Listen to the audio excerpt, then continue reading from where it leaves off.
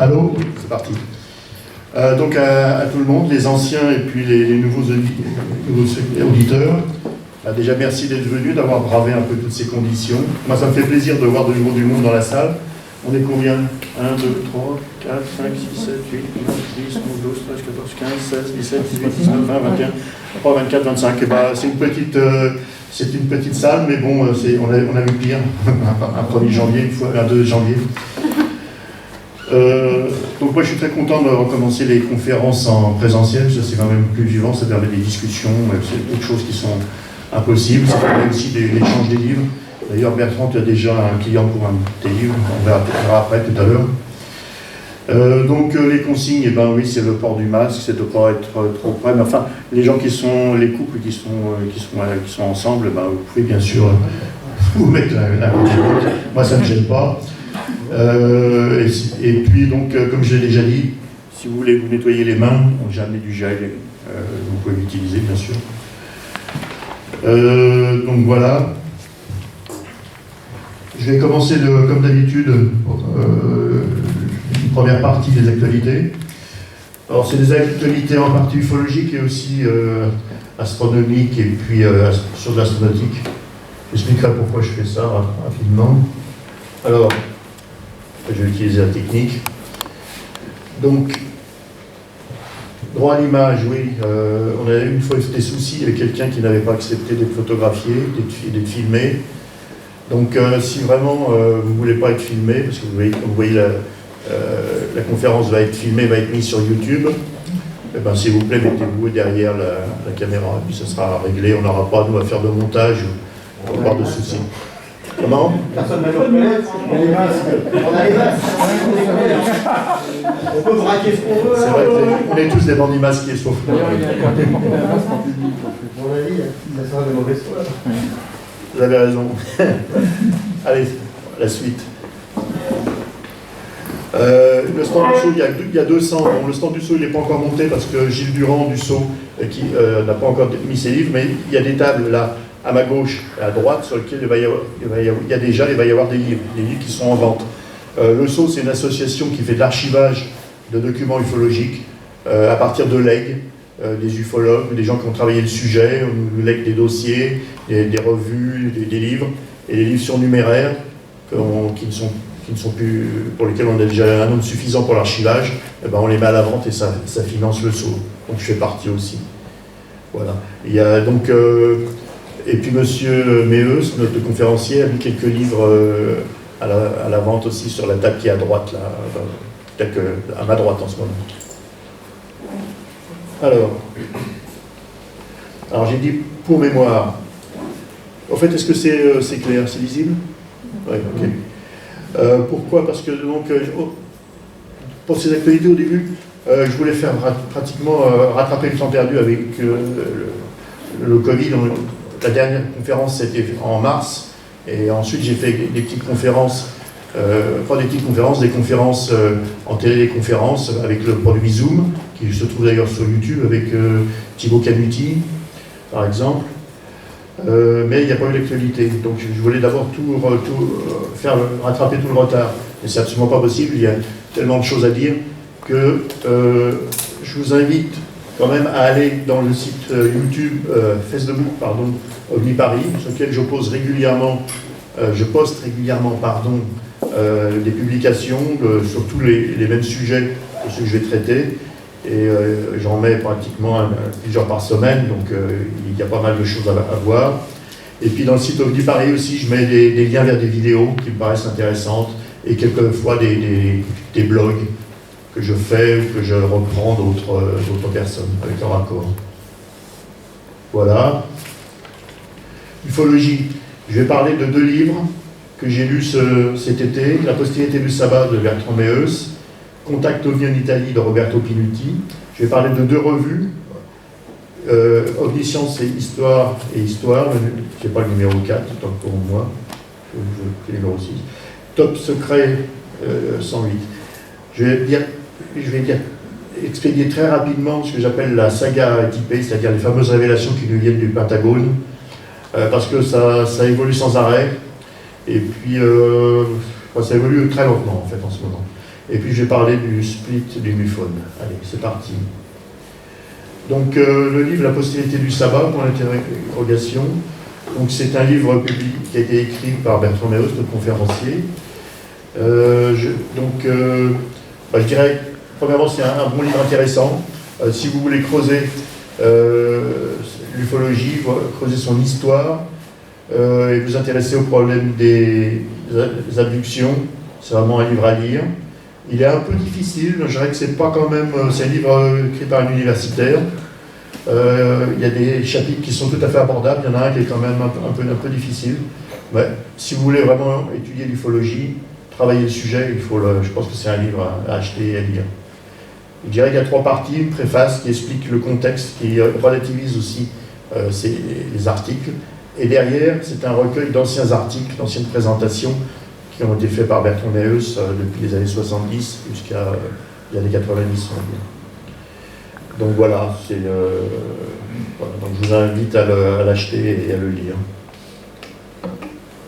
Contact OVNI en Italie, c'est aussi un très bon livre, complètement différent, puisque c'est tout ce qui s'est passé en Italie en termes de contact entre 1907 et 1978, c'est le volume numéro 1. Un volume numéro 2 va sortir. C'est édité par Flying Disc France, qui est dirigé par Jean Librero. Jean Librero qui s'est lancé comme éditeur en collaboration avec un Anglais dont j'ai oublié le nom. Mantle, merci. Voilà. Donc c'est un très bon travail de Monsieur Librero, Jean Librero, c'est un traducteur, et donc il a traduit ce livre qui avait été traduit de l'italien en anglais, en français. Il est bien traduit, et le livre est intéressant parce que c'est un catalogue de cas. C'est un peu comme ce qu'avait fait Éric Jurker, et je dirais que c'est plus complet parce que Roberto Pinotti, l'auteur, il a été directeur du CUN, le centre, la plus grande organisation ufologique italienne. Voilà. Donc, monsieur Éric Jurker, qui est donc, on peut le considérer comme un peu un concurrent, parce qu'il parle très bien l'italien, Jurker, et sa mère est italienne. Ils m'ont dit, il a vraiment dit du bien de ce livre, d'ailleurs il l'a écrit dans La lumière dans la nuit. Voilà, donc je vous conseille, c'est intéressant parce que c'est des choses qui, l'équivalent en France n'existe pas vraiment, c'est beaucoup plus riche que que l'équivalent français. Ouais, une petite critique d'Éric Jurker, je crois qu'il a raison, c'est que quelquefois l'auteur manque un peu de sélectivité, c'est-à-dire qu'il est peut-être un peu trop crédule dans certains cas de figure. Mais bon, personne n'est parfait. Omniscience et Histoire, c'est pour moi la meilleure revue ufologique qu'il y a en ce moment. C'est le numéro 6, c'est pas le numéro 4 que j'avais écrit tout à l'heure. Alors, il est très riche, il y a beaucoup d'articles. Il y a un reportage sur une convention anglaise qui s'appelle l'Eurocode. Il y a un article sur les mondes invisibles, c'est le titre, les mondes invisibles. En réalité, c'est pas un article ufologique, puis ça parle essentiellement de NDE, de choses comme ça, de chamanisme. Mais moi je pense que d'ailleurs c'est aussi traité dans le livre précédent, dans le livre de M. Meus dont j'ai parlé tout à l'heure. Je vois beaucoup de relations entre certaines observations et témoignages d'enlèvement et ces NDE et ces choses. Il y a des ressemblances. C'est une opinion personnelle. Il y a des gens qui prennent les témoignages sur les abductions en chambre au premier degré et pensent que sont réels. Moi, c'est pas mon avis, mais donc, peu importe. Je pense que ça fait avancer le débat de toute façon. Il y a un bon dossier sur le survol de Fessenheim, fait par Pascal Fechner, qui s'implique dans la revue, qui est devenu rédacteur adjoint. Il y a aussi un dossier sur George Williamson. Alors, George Williamson, c'est quelqu'un qui a participé aux observations d'Adamski, qui a toute une histoire assez complexe. Et je vous invite à acheter ce numéro et à voir. L'article est fait par comment il s'appelle? Michel Zervier. Oui, c'est ça, voilà. Tu peux le redire plus fort? Michel Zervier. Michel Zervier. C'est un bon article. Il y a aussi une interview d'Eric von Däniken. Je trouve ça intéressant parce que j'avais jamais lu d'interview et je trouve assez sympa, assez rafraîchissant.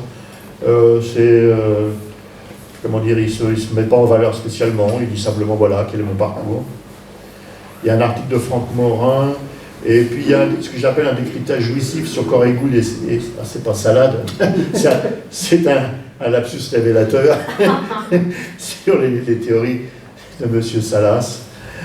Donc il se moque bien de ces opinions-là. Et bref, comme j'y crois absolument pas, tout ce que racontent ces gens-là, évidemment, ça me réjouit. Bon, excusez-moi. Et Salas Salah. Ah non, c'est pas Salas, ça, le gars des silos. Merci, il y en a un qui suit. Il y a un seul article assez mauvais, les ovnis en appui des intérêts nazis. C'est fait par quelqu'un, un physicien qui est assez bon, qui connaît la physique, mais il raconte des histoires que je ne peux pas croire. Mais au total, une très bonne revue. Une revue beaucoup moins bonne, Top Secret. Moi j'aime bien Rock Zucker, il a été sympa avec moi, mais bon, c'est ce qu'il fait, ces revues, c'est pas bon du tout. Là, il est parti dans un nouveau délire, excusez-moi, monsieur Rock Zucker, quand vous verrez ça, je suis obligé d'être franc, sinon c'est pas intéressant. Les dolmens, ils ont été faits au 19e siècle, à la Renaissance, c'est au 19e siècle. Tous les dolmens, les menhirs et tout ça, toutes les constructions mégalithiques ont été faites à cette époque-là. C'est du récentisme, c'est un nouveau récentisme. Il y a le récentisme disant que le Moyen-Âge n'a jamais existé. Et bien maintenant, il y en a un nouveau, les dolmens, les constructions mégalithiques ont été faites il n'y a pas très longtemps, après la Renaissance. Pourquoi? Parce qu'en théorie, c'était pour, à cette époque-là, pour les besoins de navigation, il était nécessaire de faire des mesures précises du rayon de la Terre, d'avoir des cartes très précises. Les cartes étaient très mauvaises. Et donc il fallait mettre des repères. Et des repères parce que on faisait de la géométrie avec des visées. Donc on a fait après l'auteur de cet article, on a mis les menhirs, tout ça, et les dolmens, je suppose aussi, je ne sais pas pourquoi, mais je suppose aussi, pour pouvoir faire des visées et améliorer les cartes. Bon. Néanmoins, j'ai trouvé un bon article. Parce que, de même que dans la revue précédente, il y avait un mauvais article, là il y en a un bon et même un très bon, mais qui ne parle pas du tout d'ufologie, qui parle d'égyptologie. Le monde d'avant, le réseau lumière. C'est quelqu'un qui étudie les techniques des anciens Égyptiens et qui montre qu'ils utilisaient massivement les conduits acoustiques, ce qu'il appelait les réseaux de lumière, c'est-à-dire des systèmes de miroirs, tout ça pour envoyer la lumière. Pour effrayer les gens, leur faire croire qu'ils étaient frappés par la foudre, des choses comme ça. Et j'ai trouvé ça amusant et intéressant. Et c'est assez convaincant en plus. Bon, allez. Révélation du Pentagone. Il y a énormément de choses, ça avance sans arrêt, je ne vais pas en parler.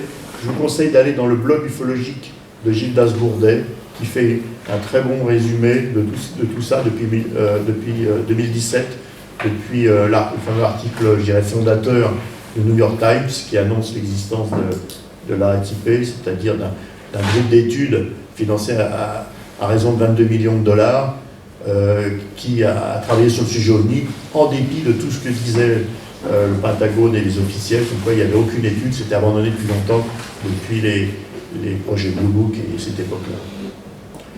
Voilà, donc il y a plein...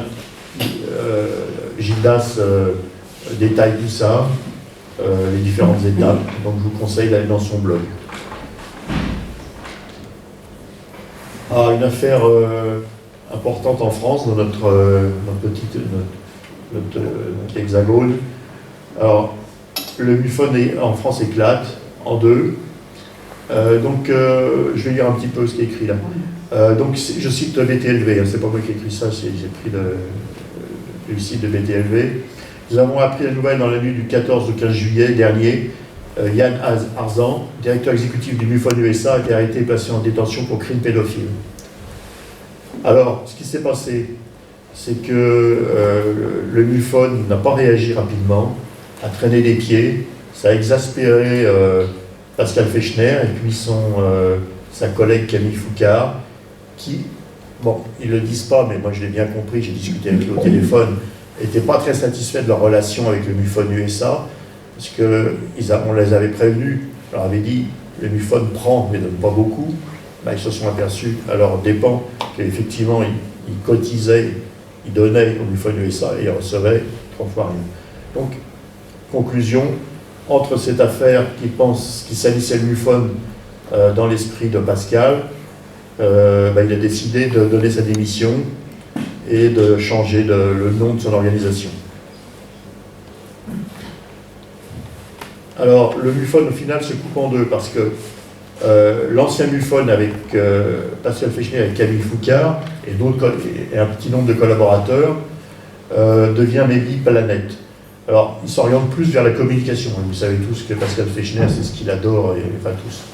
Il sait faire la com et il aime bien ça. Donc, Maybe Planet, en plus, c'est un jeu de mots avec le Daily Planet de Superman. Alors, peut-être que Pascal va nous faire des prouesses. Voilà. Donc, il travaille beaucoup avec le BTLV, il travaille avec des gens qu'on voit souvent sur BTLV. Donc, ils vont continuer donc à faire de la com. Je dirais que Pascal, il est assez rationnel dans sa vision de l'ufologie. Certains disent qu'il est réducteur. Et moi-même, je dois dire que j'ai eu une petite polémique avec lui sur les observations sur la Lune. Mais bon, au total, j'ai massé sa position. Mais voilà, donc le MUFON France, il abandonne le MUFON France, mais d'anciens collaborateurs, dirigés par Jenny Charlot, une dame qui maintenant vit dans la région de Nantes, mais qui a passé énormément de temps au Québec, et qui, je crois, a travaillé dans le MUFON québécois, a repris le MUFON France. Donc maintenant, il y a deux organisations. Il y a un nouveau MUFON France avec Jenny Charlot et la majorité des enquêteurs qui l'ont suivi. Et visiblement, ces gens-là, eux, ne s'intéressent pas tellement à la com, ils s'intéressent plutôt aux témoignages, aux observations et au concret, au travail de terrain. Je leur souhaite bonne chance. Comme j'avais souhaité bonne chance au MUFON France, je pense qu'on a vraiment besoin de revenir aux fondamentaux, qui est l'étude de terrain. Et puis il y a deux gens qui en font, mais ça vaut. Donc leur nom, c'est MUFON France et Territoire Ultramarin. Sachant que Territoire Ultramarin, c'est toutes les îles hors de la métropole. Et puis c'est sans doute aussi, je pense, le Québec. Je ne sais pas exactement les limites de ces territoires ultramarins. Il faudra que je me renseigne. On va parler un peu d'astronomie. Alors là, c'est pas vraiment de l'astronomie, c'est plutôt de la météorologie. Enfin, c'est entre les deux. Cette photo-là, ça ressemble à comme c'est écrit, une méduse rouge. Ça s'appelle un sprite, d'après le nom anglais. Il est absolument magnifique. C'est rare qu'il soit aussi beau. Et j'ai mis une citation à côté, qui vient de Shakespeare. Enfin, c'est en français, bien sûr. Il y a plus de choses dans le ciel et sur terre, Horatio, que n'en rêve votre philosophie. Pourquoi ce petit côté philosophique? Parce que je fais un parallèle évidemment avec l'ufologie. Pendant très longtemps, ces observations de sprite, de jets, étaient niées. Les météorologues, les astronomes disaient mais c'est n'importe quoi, il ne peut pas y avoir des phénomènes comme ça dans la haute atmosphère, vous rêvez les gars, parce que c'était les alpinistes et les aviateurs qui observaient ça et qui le rapportaient, et c'était pas cru. C'est seulement avec la station, l'ISS, la station internationale spatiale, qu'en passant au-dessus, des astronautes ont pris des photos et on s'est aperçu que c'était vraiment réel. Et maintenant, c'est reconnu. Mais ce n'est pas expliqué. C'est des phénomènes extrêmement puissants, d'énormes puissances sont libérées, et on ne sait pas si c'est lié ou pas, mais il y a aussi des explosions de rayons gamma qui sont très puissantes aussi en haute atmosphère. Et en fait, on ignore beaucoup de choses encore. Mais bon, voilà, c'était mon petit côté philosophique. Qu'est-ce qu'il y a eu comme événement astronomique? La comète Neowise. Alors, en haut à gauche, c'est une photo, là j'ai pas mis la source, pas tant pis, prise par un astronome amateur, parce que ça, il y a une pause, et puis il y a un ciel de montagne assez pur. Moi, ce que j'ai vu avec mes jumelles, c'est ce qui est en bas à droite. Et je l'ai vu vers 4 h du matin.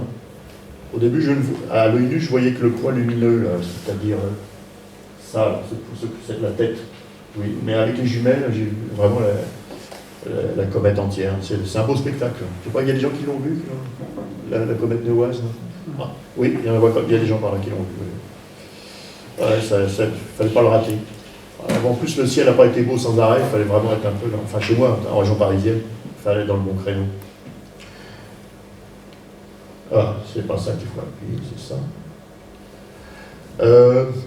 Alors, ouais, j'étais un peu vite, je vais revenir un petit peu. Quelle heure il est? Oh, j'avance, non. Bon, tant pis, puisque je suis revenu, je vais continuer. Les comètes viennent de l'extérieur. Cette comète-là vient de la ceinture de Kuiper. Elle va extrêmement loin. Quand elle est passée au plus près du Soleil, c'est pour ça qu'elle était visible, parce que le Soleil a fait que ça fasse la théorie dominante, ça a évaporé les glaces, ça fait ses traînées, cette queue. Mais ensuite, elle va repartir dans l'espace et elle ne reviendra pas avant 6800 ans. Donc elle va aller très très loin, des dizaines de milliards de kilomètres. Mais dans l'espace, dans la banlieue lointaine de la Terre, il peut passer aussi des astres qui sont extrasolaires. On a eu Oumuamua, j'ai un peu toujours du mal à le dire, et aussi la comète Borisov en 2019. Et récemment, des astronomes français et brésiliens ont découvert apparemment que certains de ces corps ont réussi à se stabiliser et à se satelliser dans le système solaire. Et donc on pourra aller envoyer des sondes au-delà de Jupiter et on pourra trouver de la matière d'origine extrasolaire. On a besoin de se déplacer vers d'autres étoiles, c'est ça l'idée. Toujours dans l'idée d'explorer la banlieue lointaine de la Terre et de rechercher la fameuse planète 9 dont j'ai parlé plusieurs fois ici, cette recherche de planète 9 qui est une planète hypothétique. Des amateurs explorent les données des satellites et des télescopes, et en faisant ça, ils n'ont pas trouvé la planète 9, mais ils ont trouvé 95 étoiles naines brunes, donc en fait des étoiles ratées qui sont plutôt rouges, et ça veut dire qu'en fait la banlieue, enfin les confins du Soleil sont en fait très mal connus. Dès qu'on cherche, on trouve plein de choses. Et puis c'est des amateurs, c'est quand même bien, c'est sympa. Une nouvelle Terre, alors ça a été fait par vraiment des astronomes professionnels. On trouve des planètes, des milliers de planètes ont été détectées, hein, mais des planètes qui dans la zone habitable, c'est-à-dire où l'eau peut être liquide et qui ressemble à la Terre, il y en a très peu. Là on en a trouvé une assez loin. Qu'est-ce que j'ai marqué? Je crois, oui, c'est à 3000 années-lumière de la Terre, hein, donc c'est pas n'importe à côté. Et on a trouvé quelque chose qui ressemble vraiment par la taille, par sa position, et par le fait que l'étoile ressemble au Soleil, quelque chose qui ressemble beaucoup à lui, ce qui pourrait être une nouvelle Terre. Espace. Alors je vais parler rapidement de deux faits notables récents. L'étude de Mars, il y a 3 sondes qui ont été lancées vers Mars, et puis je vais parler en astronautique des progrès de SpaceX. Alors Mars c'est une planète assez accessible, elle n'est pas très très loin, c'est la plus proche, c'est la plus facile à atteindre. Dans le passé, il n'y a pas eu pas mal d'échecs. C'est surtout les Américains qui ont réussi. Ce qui était assez amusant, c'est qu'on l'appelle la planète rouge, et les Soviétiques, ils n'ont eu que des déboires avec la planète rouge. Par contre, ils ont très bien réussi avec Vénus. C'est assez amusant. Et les Américains n'ont pas eu de gros succès avec Vénus. Enfin, ils ont fait quand même une sonde Magellan qui a fait des belles choses. Et puis, je vais parler de SpaceX, qui est une société qui révolutionne l'astronautique. Donc, si je parle en général d'astronomie, c'est parce que c'est lié bien sûr à l'hypothèse extraterrestre. Ça rend plus crédible le fait qu'il puisse y avoir des civilisations à l'extérieur. Bon, maintenant, est-ce que ces civilisations peuvent réellement nous rendre visite ou pas? Ça reste encore... la science actuelle dit que non, mais enfin, il y a quand même un progrès dans la possibilité de visite. Et puis l'astronautique, c'est pareil, ça va révolutionner l'accès à l'espace, donc ça va révolutionner l'astronomie. Parce que si on arrive à diviser par 10 ou par 100 le coût de l'accès à l'espace, bien évidemment, les télescopes, par exemple le télescope qui va être lancé bientôt, enfin l'année prochaine, par Ariane 5 qui s'appelle James Webb, c'est un télescope pliant, c'est une galère épouvantable, les prix augmentent sans arrêt, on reporte sans arrêt le lancement, et on a dépassé les 8 milliards de dollars pour un télescope. Alors que si on pouvait lancer le même télescope dans un seul bloc, peut-être que ça coûterait qu'1 milliard de dollars, même peut-être beaucoup moins. Alors, Mars, il y a 3 sondes qui ont été lancées. Et aux surprises, les Émirats Arabes Unis ont lancé une sonde. Bravo. Bon, c'est pas eux qui l'ont fabriquée en totalité, ils se sont fait beaucoup aider par les Américains, et c'est une fusée japonaise qui l'a lancée. C'est pas une sonde très compliquée, elle ne va pas atterrir sur Mars, elle va se mettre en orbite autour de la planète, mais c'est quand même, exceptionnel pour une toute petite nation comme les Émirats Arabes Unis. C'est vrai qu'ils ont de l'argent, mais ils en font pas que. Ils ne le gaspillent pas. Enfin, c'est une question de. Il y a des gens qui diront tout ça c'est gaspillé, enfin pas moi. Il y a la deuxième sonde qui est partie, parce que la sonde des Émirats Arabes Unis c'est la première, la deuxième c'est la sonde chinoise. Donc ça c'est une sonde très sophistiquée, faite entièrement par les Chinois, lancée par les Chinois.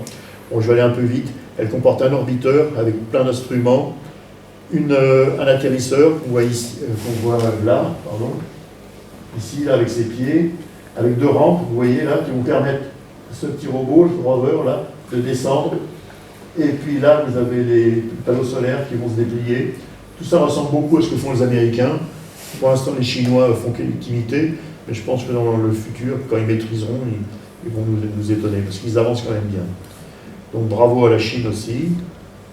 Bravo à l'Amérique. Ils sont partis du rover qui existe déjà, qui s'appelle Curiosity, qui se trouve sur Mars. Et ils en ont fait une copie améliorée qui s'appelle Perseverance. Et donc la sonde aussi a décollé. Alors là il y aura un rover qui va descendre avec une grue spatiale, comme la dernière fois, c'est-à-dire qu'il va se poser en douceur. Et puis il y aura aussi un hélicoptère martien qui est représenté là à droite. Bon, vous savez, l'air martien est extrêmement peu dense. Il est 100 fois moins dense au moins que celui de la Terre, mais la pesanteur par contre est réduite. Mais malgré ça, c'est pas facile de faire voler un hélicoptère. Donc l'idée c'est de pouvoir prendre évidemment des photos de haut, de faire de la reconnaissance. Ça sera encore quelque chose, si ça marche bien, ce sera quelque chose d'assez exceptionnel. Et là, l'idée quand même, c'est jusqu'ici, ils faisaient de la géologie, les Américains, ils vont commencer à chercher l'existence de la vie. Et puis ils vont aussi peut-être, ça c'est un autre sujet, mais ils vont prendre des échantillons et ils vont les mettre ils vont faire un dépôt, et logiquement plus tard, une sonde européenne viendra, prendra ces échantillons et devrait les emmener vers la Terre. Ça c'est tout un débat, que je ne vais pas rentrer dedans, mais il y a de quoi beaucoup parler là-dessus si on veut. Et les Européens, c'est loupé, ça sera dans 2 ans. Ils ont loupé la fenêtre. Vous savez que pour aller sur Mars, pour que ce soit économique et faisable avec les fusées chimiques à l'heure actuelle, il faut partir que quand les 2 planètes sont dans les bonnes positions, c'est ce qu'on appelle une fenêtre de tir.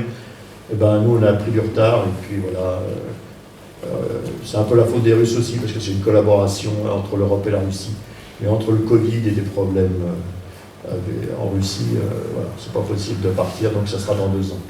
C'est quand même un peu triste.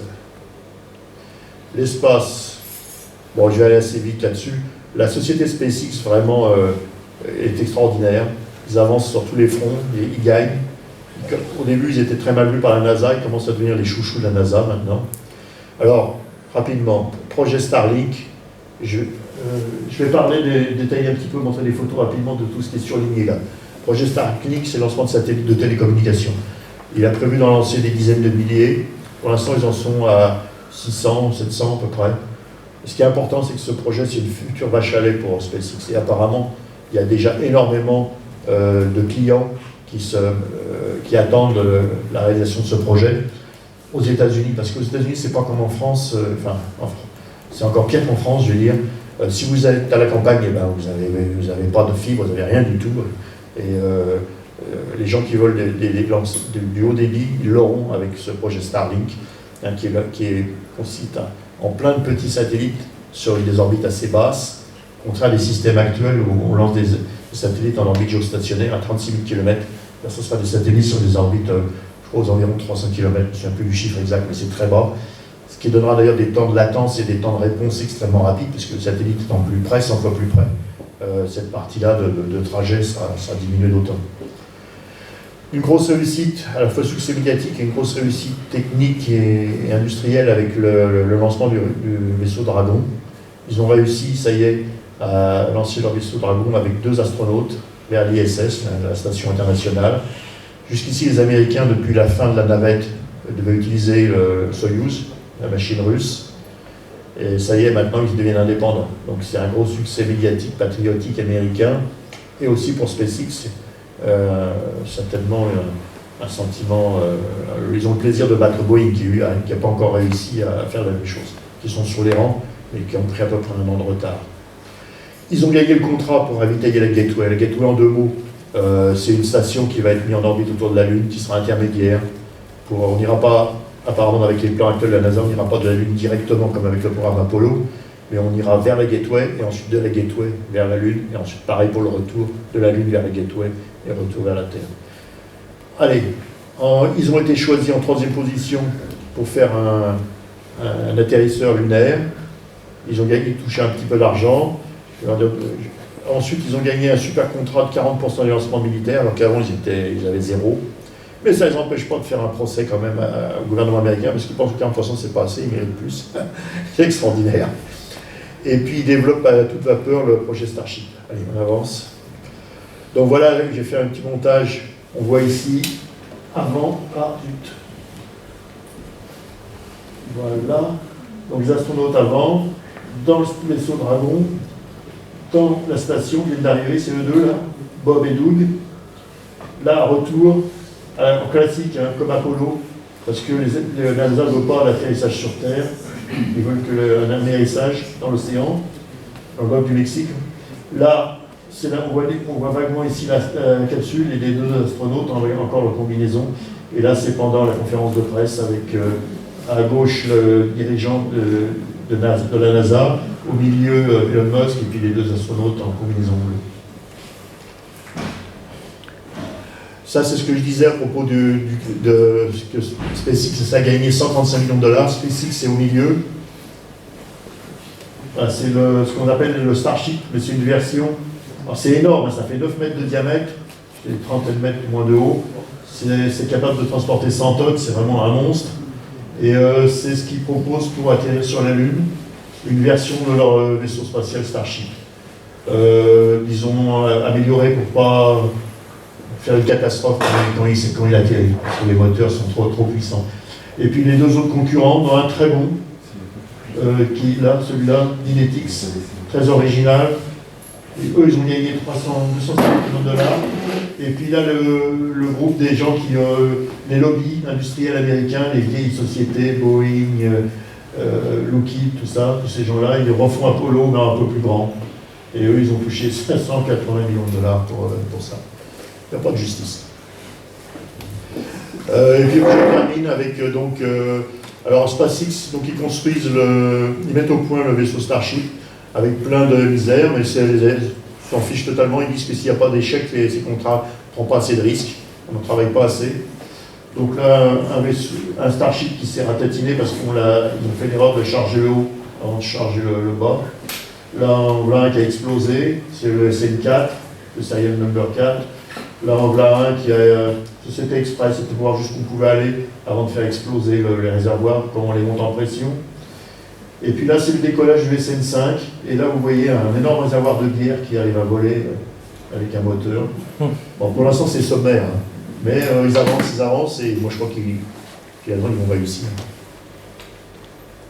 Et l'idée, c'est d'avoir un vaisseau spatial capable de mettre 100 tonnes en orbite basse et complètement réutilisable. C'est ça qui est important. Donc, avec un coût très bas, et puis fait aussi, vous avez vu, en métal, en inox, hein. C'est le même inox que celui du tambour de votre machine à laver. C'est ça, ils ont décidé d'abandonner les fibres de carbone et tout ça, et travailler le moins cher possible. Quelques annonces, et ensuite je vais passer la parole à Bertrand Meus. Donc, nos collègues des repas ufologiques de Paris, je sais, leur réunion aura lieu à l'endroit habituel, le 19 septembre, soit avec Stéphane Royer comme conférencier, pour parler OVNI et volcan, un sujet sur lequel rarement traité, ou alors peut-être il aura un invité, mais à l'heure actuelle, il n'était pas sûr. Allez. Le mois prochain, OVNI Paris reçoit Sylvain Matisse, qui va nous parler des OANI. OANI, complément d'investigation. Voilà. Et maintenant, la conférence. Donc voilà la fiche de la conférence.